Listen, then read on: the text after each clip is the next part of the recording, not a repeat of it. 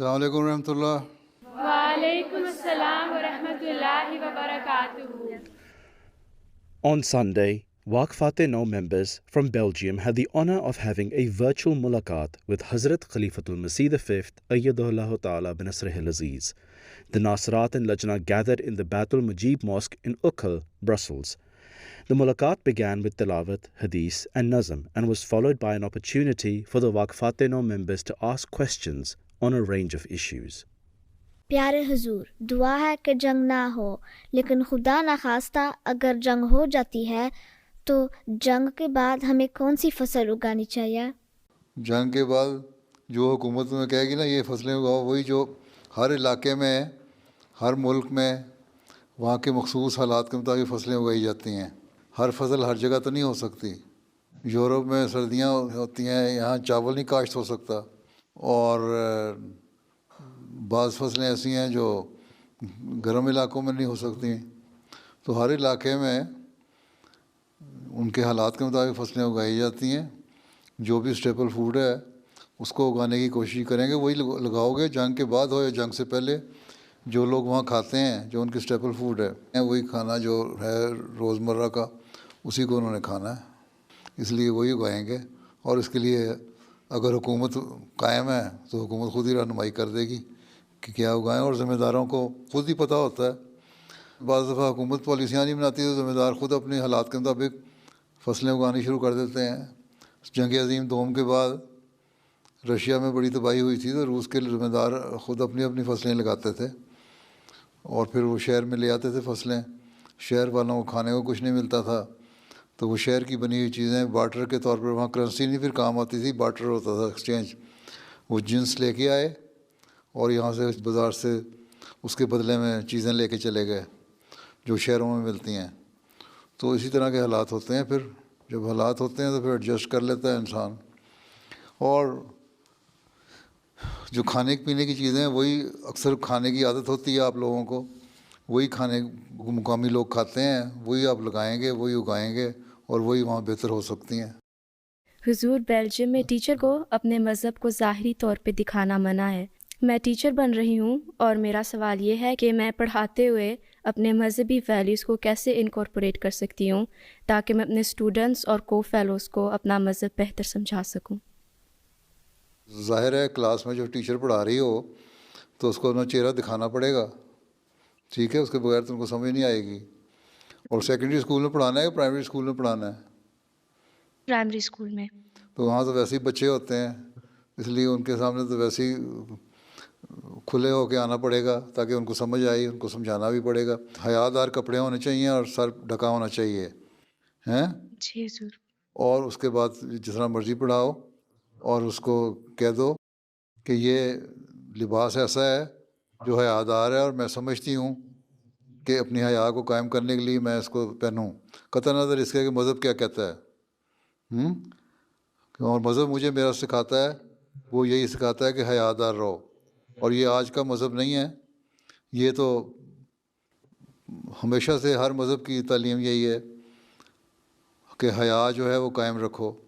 حضرت موسیٰ جب گئے تھے ہجرت کر کے اپنے علاقے سے مدین میں، تو وہاں جب وہ دو لڑکیاں کھڑی تھیں، وہ حیا کی وجہ سے مردوں میں نہیں جا رہی تھی نا پانی پلانے کے لیے اپنے جانوروں کو، ٹھیک ہے، ان میں حیا تھی. اور انہوں نے کہا ہم جب تک یہ مرد نہ ہٹیں ہم پانی نہیں پلا سکتی، ہم ان میں مکس نہیں ہو سکتی. تو حضرت موسیٰ نے پھر ان کے جانوروں کو پانی پلا دیا اور وہ اپنے جانور لے کے چلی گئیں. اس کے بعد پھر آگے قرآن شریف میں ذکر ہے کہ ایک ان میں سے حیا سے شرماتی ہوئی آئی اور اس نے کہا میرا باپ تمہیں بلا رہا ہے. اور وہاں بھی حیا کا ذکر ہے. اس کا مطلب حیا ہونی چاہیے عورت میں، یہ جس کو ماڈسٹی کہتے ہیں، اور اسی میں اس کی ڈگنیٹی ہے، اس میں اس کا وقار ہے، ٹھیک ہے. یہ قائم رکھنے کے لیے ہر مذہب نے اسی کی تعلیم دی ہے، صرف اسلام کی بات نہیں. اور اسی کو قائم کرنے کے لیے تم لوگ کہتے ہو عیسائی ہو، تو عیسائیوں میں حضرت مریم نہیں لباس پہنتی تھیں حیا دار، یا جن کو تم کہتے ہو ننے ہیں ہماری خاص تعلیم دینے کے لیے، وہ بھی حیا دار پہنتی. اس کا مطلب ہے کہ ایک تصور ہے تمہارے حیا کا کہ نیک عورت جو ہے وہ حیا میں رہے اور حیا دار لباس پہنے. اور یہ میرا حیادار لباس ہے جس کی وجہ سے میں پہنتی ہوں، اور یہی میری تعلیم ہے، یہ میرا مذہب ہے، میرا مذہب بھی ہے اور میری اپنی پسند بھی ہے، کیونکہ میں نے جب مذہب کو قبول کیا ہے تو پھر مجھے ضروری ہے کہ میں اس کے تعلیم پہ عمل بھی کرنے کی کوشش کروں۔ یا تو میں مذہب نہ مانوں، ٹھیک ہے، اللہ تعالیٰ کہتا ہے کہ کوئی جبر نہیں ہے تو میں مذہب ضرور مانوں، مسلمان ہو، اور اگر تم نے مان لیا، اسلام مان لیا، تو پھر اسلام کی تعلیم پہ بھی عمل کرنا ہوگا۔ اس میں کسی کمپلیکس کی ضرورت ہی کوئی نہیں ہے، کھل کے بات کرو، اور ہمیشہ ان کی مثالوں سے بھی ان کی مثال دیا کرو، تمام نبیوں سے۔ موسیٰ سے لے کے نیچے آؤ نا، کہتے ہیں ابراہیم کو مذہب ہے ہمارا، یہودیوں کو بڑا فخر ہے کہ جی ہم سب سے پہلے موسیٰ کا مذہب چلا تھا ابراہیم میں سے، تو اس لیے ہماری سپریمیسی قائم ہے زیادہ۔ اس کے بعد عیسائی اور مسلمان آتے ہیں، تو ٹھیک ہے، تو پھر عمل بھی کریں۔ تو ہم تو اپنے مذہب پہ عمل کرنے والے ہیں، ٹھیک ہے، کوئی کمپلیکس نہیں ہے، جرأت پیدا کرو اور کھل کے بتایا کرو۔ ہاں اگر تمہارے عمل وہ نہیں ہے جو تمہارا مذہب کہتا ہے تو پھر تمہیں شرم آنی چاہیے۔ اگر نمازیں نہیں پڑھتی 5 وقت، اگر اچھے اخلاق نہیں ہیں، لوگوں سے اچھے طور پہ نہیں ملتی، لوگوں کا حق نہیں ادا کرتی، اور اپنے جو فرائض ہیں ان کو صحیح طرح انجام نہیں دیتی، تو اس پہ تو شرم آنے والی بات ہے۔ مذہب کے اظہار پہ تو شرم آنا نہیں چاہیے۔ اگر اچھی ٹیچر ہو، بچے خوش ہیں، اچھے اخلاق ہیں، تمہارے فیلو اسٹاف ممبر تمہارے سے خوش ہیں، تو پھر کوئی مسئلہ ہی کوئی نہیں۔ جی، ٹھیک، جزاک اللہ حضور۔ میرا سوال یہ ہے کہ بعض اوقات انسان کو کسی دوسرے انسان سے بہت سخت تکلیف پہنچتی ہے اور اس کو اسے معاف کرنے میں مشکل محسوس ہوتی ہے، اس صورت میں ہمیں کیا کرنا چاہیے؟ آدمی کو اپنے جذبات میں کنٹرول ہونا چاہیے۔ اگر اللہ سے تعلق ہے اور ایک احمدی مسلمان بچے کو شخص کو اللہ سے تعلق ہونا چاہیے، تو پھر اگر کوئی تکلیف پہنچاتا ہے تو اس کو پیار سے سمجھاؤ کہ یہ تم نے بات غلط کی ہے۔ اگر پھر بھی وہ ضد کرے تو پھر اس جگہ سے علیحدہ ہو جاؤ۔ اور پھر جہاں تک معاف کرنے کا سوال ہے، تو اگر دیکھ لو کہ بھی اس کی اصلاح ہو گئی ہے تو پھر معاف کرو، پھر دل میں کینہ نہ رکھو جتنی مرضی کسی نے تکلیف پہنچائی ہو۔ اور اگر کوئی اپنی اصلاح نہیں کرتا تو پھر بہتر ہے کہ اس سے اپنا فاصلہ رکھو، ڈسٹنس رکھو، اور اپنے اچھے سہیلیوں میں، اچھے دوستوں میں بیٹھ کے رہو، ٹھیک ہے؟ جی ٹھیک ہے۔ ہاں، اصل چیز گناہ یہ ہے کہ دل میں اس کی تکلیف کا جو اس نے پہنچائی ہے احساس کر کے پھر اس کو نقصان پہنچانے کی کوشش کرنا۔ جو ہمدرد انسان ہے، جب ہم نعرہ لگاتے ہیں یہ نفرت کسی سے نہیں، تو نفرت کسی سے نہیں کا مطلب یہ ہے کہ ہمیں دل میں اس سے نفرت نہیں ہے، اس کے عمل سے نفرت ہے۔ جو اس نے بات کی ہے اس سے نفرت ہے، جو اس کے عمل ہیں ان سے نفرت ہے، اور اس کی اصلاح کرنے کی ہم نے کوشش کرنی ہے، اس لیے کہ حضرت صلی اللہ علیہ وسلم نے فرمایا کہ مسلمان کا بھائی ہے، اور ایک دوسرے سے ہمدردی کرو اور ایک دوسرے کو فائدہ پہنچاؤ۔ تو ہم نے اس کو فائدہ پہنچانے کے لیے اور اس کو گناہ سے بچانے کے لیے کوشش کرنی ہے کہ وہ بچ جائے، اس کو سمجھایا جائے، نہیں تو اس کے لیے دعا کی جائے۔ ہاں اگر وہ ایسا ہی بد اخلاق ہے کہ مستقل تمہارے اعصاب پہ سوار ہو گیا تو اس کی مجلس چھوڑ دو، اس سے فاصلہ کر لو، لیکن پھر بھی دعا کرتے رہو اس کے لیے۔ ٹھیک ہے، جزاک اللہ حضور۔ قرآن کریم میں وعدہ ہے کہ مقدس زمین راست بازوں اور نیک لوگوں کو ملے گی۔ حضور میرا سوال یہ ہے کہ اس وقت فلسطین کے لوگوں پر بہت ظلم ہو رہا ہے، حضور کے خیال میں کب تک یہ زمین راست باز اور نیک لوگوں کو ملے گی اور حقیقی امن قائم ہوگا؟ جب لوگ راست باز ہو جائیں گے، عبادت صالحین بن جائیں گے تو ہو جائے گا۔ اگر احمدی بڑی تعداد میں ہو جائیں تو سورہ بنی اسرائیل میں پڑھو نا، اگر پہلا رکوع، تو اس میں بھی اس بات کے لکھا ہوا ہے، تفسیر رکھی ہوئی ہے، ٹھیک ہے؟ اور یہی تھا، اللہ تعالیٰ نے کہا تھا کہ ان کو یہودیوں کو زمین 2 دفعہ ملے گی۔ پہلی دفعہ ملے گی، پھر یہ لوگ بیہودہ حرکتیں کریں گے، بغاوت کریں گے، اللہ تعالیٰ کے حکموں سے پرے ہٹ جائیں گے، ظلم کریں گے، تو ان سے زمین چھین جائے گی، اور وہ زمین چھینی گئی پرانے زمانے میں، ایک بادشاہ نے اس کو چھین لیا۔ پھر ان کو دوبارہ اللہ تعالیٰ نے ان کو وہاں آباد کر دیا، دوبارہ آباد اس طرح کر دیا کہ یہودیوں کو اس طرح نہیں ملی، لیکن رومن امپائر کے ذریعے سے وہاں مل گئی. براہ راست تو نہیں ملی، وہاں عیسائی بھی تھے، ان میں یہودی بھی تھے رومن امپائر میں، اور وہ توریت کو ماننے والے تھے. اس کے بعد پھر ان سے نکل گئی زمین، پھر مسلمانوں کے قبضے میں آ گئی، پھر دوبارہ ان کو مل گئی. اب اگر اس کا مطلب یہ ہے کہ مسلمانوں میں بھی عبادت صالحین پیدا ہونے والے ہیں. اس لیے پہلے تو ہمیں اپنے آپ کو اللہ تعالیٰ کے ایسا بندے بنانا چاہیے جو اللہ تعالیٰ کی نظر میں صالحین ہوں. اپنے آپ خود نہ ہم سمجھیں گے ہم تقویٰ پہ چلنے والے ہیں، بہت نیک ہیں، ہم نے لا الہ الا اللہ محمد رسول اللہ پڑھ لیا تو ہمارا حق بن گیا کہ اب ہر چیز جو اللہ تعالیٰ نے کہا ہمیں ملے. اللہ تعالیٰ کے وعدے ہمارے سے بھی اس وقت ہیں جب تک ہم نیک عمل کریں گے، اللہ تعالیٰ کے حق ادا کریں گے، اللہ تعالیٰ کے بندوں کے حق ادا کریں گے، اور جو اس کے حکم ہے اس کے اوپر عمل کرنے کی کوشش کریں گے. تو اس زمانے میں حضرت مسیح علیہ السلام کو اللہ تعالیٰ نے اس لیے بھیجا تھا کہ وہ اسلام کی تعلیم جو حضرت صلی اللہ علیہ وسلم لائے تھے اس کو یہ مسلمان بھول بیٹھے ہیں اور اس پہ عمل نہیں کر رہے. اس کو صحیح طرح لوگوں کے سامنے پیش کیا جائے اور ان کو بتایا جائے کہ تم لوگ اسلام کی صحیح تعلیم پہ عمل کرو اور ایک جماعت قائم کرو کہ حضرت مسیح علیہ السلام کے ذریعے سے اللہ تعالیٰ نے، اور اس کی پیش گوئی قرآن شریف میں بھی فرما دی سورہ جمعہ میں، اور حضرت صلی اللہ علیہ وسلم کے ذریعے سے حدیث میں بھی فرما دی مسیح اور مہدی کے زمانے کے آنے کی. اب اگر دوبارہ حکومت ملی اور وہ ظلم کر رہے ہیں تو یہ تو ٹھیک ہے، وعدہ ہے اللہ تعالیٰ کہ ان سے حکومت چھن جائے گی. کب؟ یہ اللہ تعالیٰ بہتر جانتا ہے. اور کب عبادت صالحین پیدا ہوں گے، اور عبادت صالحین ہم میں سے جب ہوں گے تو ہمیں وہ ملے گی. اور عبادت صالحین کا مطلب یہ ہے کہ ان دعائیں کرنے والے اور نیک عمل کرنے والے لوگ ہوں گے، تلواروں کے ذریعے سے نہیں ملے گی. حضرت مسیح علیہ السلام کے آنے کے بعد آپ نے جنگ اور جدال جو ہے وہ آپ نے حضرت صلی اللہ علیہ وسلم کی پیش گوئی کے مطابق، حدیث کے مطابق بند کر دی. اس کا مطلب ہے کہ ہم لوگوں کو دعاؤں کی طرف زیادہ توجہ دینی چاہیے. ہم دعا کریں گے، اپنے عمل نیک کریں گے، اللہ تعالیٰ کا حق ادا کریں گے، اس کے بندوں کا حق ادا کریں گے، تو پھر ان ظالموں سے بھی ہمیں نجات مل جائے گی.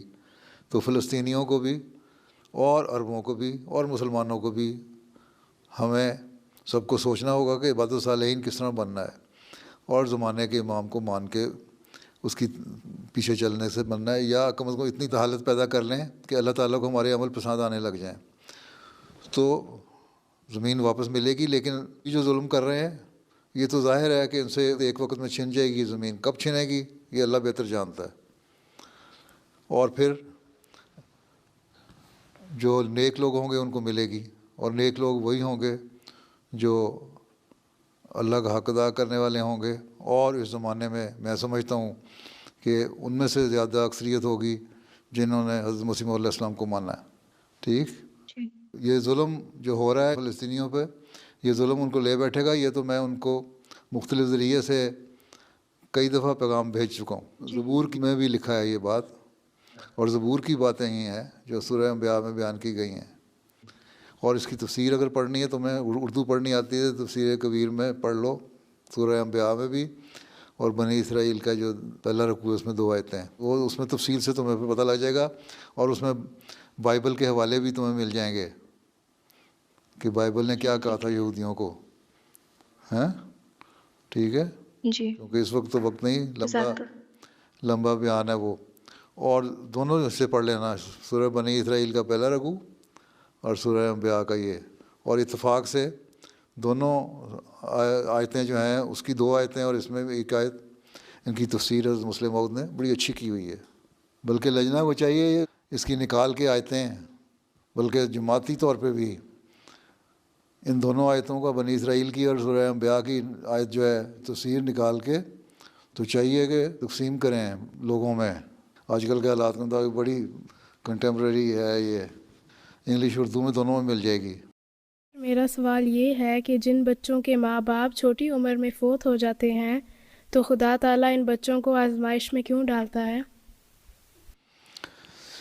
کیوں ہمیں کیا پتہ اللہ تعالیٰ ان کو کس طرح اور انعام بخشتا ہے. ہر بچہ تمہارے پاس تو نہیں آتا بتانے کے لیے کہ مجھے اللہ تعالیٰ نے کتنا انعام دیے. اللہ تعالیٰ کا قانون قدرت ہے. اگر کوئی بیمار ہوتا ہے, بخار ہوتا ہے, یا ایکسیڈنٹ ہوتا ہے, یا کوئی اور وجہ بنتی ہے, ایک دن تو انسان نے مرنا ہے, تو وہ وجہ بن جاتی ہے. اور اکثر جو ہے اس طرح کے حادثاتی باتیں ہوتی ہیں, اس میں عموماً انسانوں کی غلطیاں ہوتی ہیں. تو جب انسان کی غلطیاں ہوتی ہیں, اس کے نتیجے میں اگر اس کو نقصان پہنچتا ہے, تو یہ قانون قدرت ہے.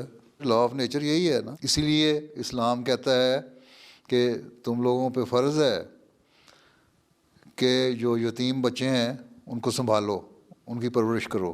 اگر ماں باپ فوت ہو جاتے ہیں بچپن میں تو ان کو سنبھالو اور ان کی پرورش کرو, ان کو پڑھاؤ, ان کی تعلیم کا خیال رکھو.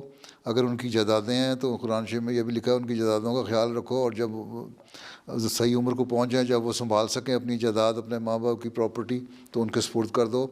اور ان کے پرورش کرتے ہوئے اتنا نہ کھاؤ کہ کو ہم ختم کر دیں ان کے بڑے ہونے سے پہلے بلکہ حضرت صلی اللہ علیہ وسلم نے فرمایا کہ میں اور یتیم کی پرورش کرنے والا قیامت کے دن اس طرح ہوں گے. 2 انگلیوں کو ملا کے بتایا کہ ہم ایک جگہ ہوں گے. اتنا بڑا مقام دیا یتیم کی پرورش کرنے والے کو حضرت صلی اللہ علیہ وسلم نے. جب اگر کسی وجہ سے فوت ہو جاتے ہیں ماں باپ اور بچے یتیم ہو جاتے ہیں, تو معاشرے کا, سوسائٹی کا, جماعت کا کام ہے ان یتیم بچوں کو سنبھالے, پڑھائے, ان کی بڑھوتری کرے. اگر ان کے پاس وسائل ذرائع نہیں ہیں تو ان کو پوری طرح وسائل مہیا کر کے ان کی تربیت کے سامان پیدا کرے. اور اگر ان کی جائیدادیں ہیں تو اس میں سے ان کو بھی سنبھال کے رکھے, اور جب بڑے ہوں تو ان کے سپرد کر دے. اور اگر کوئی پرورش کرنے والا ایسا ہے جس کے پاس اتنے وسائل نہیں ہیں کہ ان کی پرورش صحیح طرح کر سکتے, تو پھر مناسب طور پر ان کی جائیداد میں سے تھوڑا تھوڑا ان پہ اوپر خرچ کرتے رہو, جس طرح ان کے ماں باپ نے خرچ کرنا تھا. اور پھر جب وہ بڑے ہو جائیں تو ان کے سپرد کر دو. یہی ہمیں حکم ہے اللہ تعالیٰ کا. اور یتیم کو پالنے کی اہمیت اتنی زیادہ ہے کہ قرآن شریف میں کئی جگہ اس کا حکم ہے کہ یتیم کی پرورش کرو, اس کو سنبھالو. اور آپ صلی اللہ علیہ وسلم نے فرمایا کہ میں اور وہ اس طرح ہوں گے قیامت کے دن جس طرح 2 انگلیاں ہوتی ہیں. تو یہ مقام ملتا ہے. تو اس کو بالکل ہی ہم نے چھوڑ نہیں دیا جس کے ماں باپ فوت ہو گئے بچے کو, بلکہ اسلام نے بڑی سخت ڈیوٹی لگا دی اللہ تعالیٰ نے اس کی کہ ایسے بچے جو ماں باپ کے بغیر ہیں ان کی پرورش کرنا تمہارا فرض ہے اور تمہیں اس کا ثواب ہے, اور اگر نہیں کرتے تو تمہیں اس کا گناہ ہے. جی پیارے حضور. ٹھیک ہے. تو اسلام نے جزاکم اللہ. ایک قانون قدرت کے تحت اگر وہ مر جاتے ہیں, فوت ہو جاتے ہیں, تو ان کی نسل کو سنبھالنا ہمارا کام ہے. اس لیے جماعت احمدیہ میں یتامہ فنڈ بھی قائم ہے, اور اس کے لیے ہم یتیموں کو سنبھالتے ہیں, خرچ دیتے ہیں, پڑھاتے ہیں. اور دارالیتامہ بھی بنایا ہوا ہے, یہاں بھی بنایا ہے, افریقہ میں بھی اور ملکوں میں بھی. تو اسی لیے تاکہ یتیموں کی بہتر پرورش ہو اور ان کو اچھی طرح پالا جائے. ٹھیک ہے. جزاک اللہ حضور. میرا سوال یہ ہے کہ اجتماعات اور تعلیمی کیریئر کے دوران بعض اوقات ہم اپنا ٹارگٹ پورا نہیں کر پاتے. ایسے صورتحال میں جب ہم ڈسکریج ہو رہے ہوں تو ہمیں اسے کیسے ڈیل کرنا چاہیے؟ کیا ٹارگٹ ہے آپ لوگوں کا؟ حاضری پوری نہیں ہے مجالس کی؟ جی یہ بھی. اور یا ان کا تعلیمی معیار پورا نہیں ہے, ہیں جو انہوں نے پڑھنا چاہیے تھا وہ نہیں ہے. تو ہمارے کام تو کوشش کرنا ہے, ان کو سمجھاتے رہیں. باقی جہاں تک اپنا تعلیمی کیریئر کا سوال ہے, وہاں محنت کریں اور دعا کریں. اللہ تعالیٰ جس فیلڈ میں بھی آپ پڑھ رہے ہیں اس کو سمجھنے کی بھی توفیق دے اور زیادہ محنت کرنے کی بھی توفیق دے. تو ڈسکریج ہونے کا تو سوال ہی کوئی نہیں. دعا کرو اور محنت کرو. پھر بھی نہیں اچھے نمبر آتے تو پھر اللہ کی رضا پہ راضی ہو جاؤ. تم نے جو اپنی کوشش کرنی تھی کر لو پہلے. ٹھیک ہے. جی حضور. میرا سوال یہ ہے کہ ہم موبائل فون ایڈکشن سے کس طرح بچ سکتے ہیں؟ بات یہ ہے کہ ایڈکشن نہیں ہونی چاہیے کسی بھی چیز کی. ہر چیز کی ایڈکشن سے اللہ تعالیٰ نے منع فرمایا ہے. ٹھیک ہے. ہاں ایڈکشن اگر کرنی ہے تو اللہ تعالیٰ کی محبت کی ایڈکشن ہونی چاہیے, دین کی خدمت کی ہونی چاہیے. 5 نمازیں پڑھو, اس میں توجہ سے پڑھو. یہ تمہاری ایڈکشن ہونی چاہیے کہ میں نے توجہ سے نماز پڑھنی ہے. تم وہ نماز تو ٹھٹ سے جلدی پڑھ لیتے ہو, اگر ماں باپ نے کہہ دیا کہ نماز پڑھو, اور اس کے بعد فون کھولتے ہو, سیل فون یا آئی پیڈ یا اینڈرائڈ جو بھی ہوتا ہے تمہارے پاس, ٹیبلیٹ وغیرہ, اس کو کھول کے اس پہ فوری دیکھنے لگ جاتے ہو، یا ٹی وی کے اوپر بیٹھ جاتے ہو. اب تو ٹی وی کے اوپر بھی یوٹیوب پہ سب کچھ آ جاتا ہے، اس میں دیکھنے لگ جاتے ہو. تو یہ چیزیں جو ہیں یہ چیزیں غلط ہیں. نماز کو وقت پہ ادا کرو اور اچھی طرح ادا کرو. قرآن شریف پڑھو، اچھی طرح پڑھو. وقفات 9 کا تو خاص طور پہ فرض ہے. وقفات 9 نے اپنے آپ کو وقف کیا ماں باپ نے اس لیے کہ وہ دین کی خدمت کریں گی. اور 15 سال کے بعد آپ لوگ کریں گی وقف تو اس بات پہ کہ ہم اس کو رینیو کرتے ہیں اپنے بانڈ کو. 21 سال کی عمر میں جا کے دوبارہ رینیو کریں گی. تو اس لیے تاکہ ہم دین کی خادمہ بنیں. اور دین کی خادمہ بننے کے لیے اللہ سے تعلق پیدا کرنا ضروری ہے. پہلی بات، اللہ سے تعلق پیدا کرنے کے لیے نمازیں اچھی طرح پڑھنا ضروری ہے. ٹھیک. پھر قرآن شریف پڑھنا ضروری ہے. قرآن شریف کو سمجھنا ضروری ہے. اور جب سمجھو گی تو اس کی تعلیم پر تم عمل کرنے کی بھی کوشش کرو گی. اچھے اخلاق ہونے چاہیے. ٹھیک ہے. یہ ساری باتیں جب کرو گی تو پھر تمہارے سے تھوڑا سا وقت ملے گا موبائل فون دیکھنے کا. موبائل فون دیکھنے کا جب وقت ملے تو اس میں اچھی اچھی چیزیں دیکھو. آج کل تو انتہائی فضول قسم کی، لغو قسم کی بھی بےہودہ قسم کی چیزیں آ جاتی ہیں موبائل فونوں پہ. اس سے بچنے کی کوشش کرنی چاہیے. نظر علیحدہ خراب ہوتی ہے. بچوں کی تو کہتے ہیں 14-15 سال تک تو بچوں کو ویسے ہی 1 گھنٹے سے زیادہ اسکرین پہ نہیں بیٹھنا چاہیے. اب تو اسکولوں میں بھی اسکرین پہ بٹھا دیتے ہیں. گھر آ کے بھی اسکرین پہ بیٹھتے ہیں تو کئی گھنٹے لگ جاتے ہیں. نظریں خراب ہو جاتی ہیں. ہر ایک کے اینکیں لگی ہوتی ہیں. تم بڑی خوش قسمت ہو تمہاری اینک نہیں لگی ہوئی. اس لیے ان چیزوں سے بچنا چاہیے. ٹھیک ہے جی. چلو. جزاک اللہ. میرا سوال یہ ہے کہ ہم کیسے اپنے نفس سے لڑ کر خدا کی رضا میں راضی ہو سکتے ہیں؟ اللہ تعالیٰ پہ ایمان پیدا کرو نا پہلے تو. اللہ پہ تمہیں یقین ہے کہ اللہ تعالیٰ ہے؟ جی. ہے. نماز پڑھتی ہو؟ جی. کبھی تمہاری نماز میں دعا قبول ہوئی ہے یا ویسے؟ ہاں جی. اور کبھی اللہ تعالیٰ نے تمہیں تمہاری خواہش کے مطابق تمہاری خواہش پوری کی ہے؟ تمہیں یقین ہو کہ یہ چیز مجھے نہیں ملنی اور پھر اچانک ایسے سامان پیدا ہو جائیں کہ مل جائے. کو بہت سارے واقعات میں سناتا ہوں چندوں کے بارے میں بھی، اور بچوں کے اس میں بھی ہوتے ہیں واقعات کہ ہمیں پتہ ہی نہیں ہوتا تھا. ہم نے چندہ دیا یا ہم نے فلاں نے ایک کام کیا تو اللہ میاں نے ہمیں اس طرح نوازا. تمہارے ساتھ بھی ہوا ہوگا نا اس طرح. جی. ٹھیک ہے. تو دیکھو جب اللہ تعالیٰ اتنا پیار کرنے والا ہے، اتنی ساری چیزیں کرتا ہے، تو پھر ہمیں چاہیے نا کہ اللہ کی بات مانیں. اور اگر کبھی کسی وقت اللہ تعالیٰ نہیں ہمیں کوئی چیز دیتا تو راضی ہو جائیں اس کی رضا پہ. ہر وقت اپنی بات نہ مانی جائیں. سیلفش نہ بنیں ہم کہ ہم نہیں اپنی بات مانی. اللہ تعالیٰ ہمارا کوئی نوکر تو نہیں ہے، وہ تو مالک ہے نا. وہ ہمیں پیدا کرنے والا بھی ہے، وہ مالک بھی ہے. ہمارا نوکر نہیں ہے اللہ میاں. اس لیے جب وہ چاہتا ہے کہ کیا چیز میرے بندے کے فائدے کے لیے اور کیا میں نے اس کو دینی ہے کیا نہیں دینی، کبھی تو اس لیے نہیں دیتا کہ اس کا نقصان ہو سکتا ہے، بندے کو نہیں پتہ اس کے نتائج کا. کبھی اس لیے نہیں دیتا کہ میں دیکھوں بندہ میرا پھر بھی شکر ادا کرتا ہے کہ نہیں. ٹھیک ہے. کوشش کرو کہ اللہ میاں جب مجھے اتنی اچھی اچھی چیزیں دے رہا ہے تو اگر ایک دفعہ میری بات نہیں مانی یا بعض چیزیں مجھے نہیں دیں تو میں راضی ہونا چاہیے اللہ کی رضا پہ. ایک واقعہ ہے، ایک بادشاہ تھا، اس کے دربار میں ایک آدمی تھا، اس کا بہت بادشاہ کا چہیتا تھا اور بادشاہ کی ہر بات مانا کرتا تھا. ایک دن گاؤں سے کسی سے بادشاہ کے لیے ایک تحفہ لے کے آیا، کوئی پھل، اور بادشاہ نے بندے کو پہلے کہا کہ تم کھاؤ، جو اس بادشاہ کا بہت پیارا تھا. اس بندے نے کھایا، بادشاہ نے کاٹ کے اس کو دیا تھا، خربوزے کی طرح کی چیز تھی. اس نے اس کی تعریف کی، بڑا اچھا ہے بڑا اچھا ہے بڑا اچھا ہے. تو بادشاہ نے سمجھا کہ بڑا اچھا ہے، تو بادشاہ نے خود بھی اس کا ایک لقمہ جب منہ میں ڈالا تو بڑا کڑوا تھا. بادشاہ نے بڑا غصے ہوا اس کے، تم نے اتنا کڑوا ہے اور تم کہہ رہے ہو بڑا اچھا ہے اچھا ہے، اس میں کیا اچھائی ہے؟ کہتا ہے بادشاہ سلامت، ساری عمر میں نے آپ سے فائدہ اٹھایا، آپ نے بہت ساری چیزیں مجھے دیں اچھی اچھی، اور مجھے فائدہ پہنچتا رہا، اور مجھے آپ نے انعامات بھی دیے. آج مجھے اگر آپ نے کڑوی چیز کھلا دی ہے، کوئی بری چیز دے دی ہے، تو اس کا مطلب میں ناشکرہ بن جاؤں اور اس کا آپ کو کہہ دوں کہ یہ کڑوی کڑوی ہے مجھے کیا دے دیا. تو میں نے اس کو بھی اس لیے صبر سے کھا لیا تھا. تو اس طرح شکر گزاری ہونی چاہیے. ایک مثال ہے دنیا داروں کے لیے کہ صبر کرو. اچھی اچھی چیزیں جب اللہ میاں دیتا ہے اس کا شکر کرتے ہو نا, تو کبھی اللہ تعالیٰ جب امتحان لیتا ہے تو اس پر بھی اس کا شکر کرو, اور اللہ تعالیٰ سے کہو اللہ تعالیٰ مزید امتحان میں نہ ڈالے. اور پھر جب شکر گزاری کرو گے, اللہ کہتا ہے جب تم شکر کرو گے تو میں اپنے انعامات کو اور بڑھاؤں گا. ٹھیک ہے, شکر کی عادت ڈالو.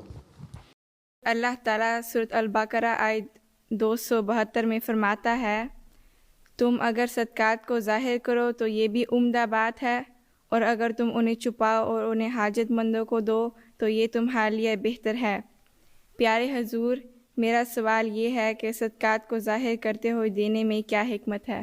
اللہ تعالیٰ نے کہا لوگ بعض دفعہ صرف دکھاوے کے لیے دیتے ہیں, چندہ یا صدقہ یا کسی غریب کی مدد کرتے ہیں, لوگوں کو پتہ لگے گا ہم بہت جینرس ہیں, ہم بہت لوگوں کو دینے والے ہیں, تو اس لیے ایسے لوگوں کو تم چھپا کے دو. ٹھیک ہے, خاموشی سے دو تو زیادہ اچھی بات ہے. بعض لوگ اتنی خاموشی سے دیتے ہیں کہ دوسرے کو پتہ بھی نہیں لگتا.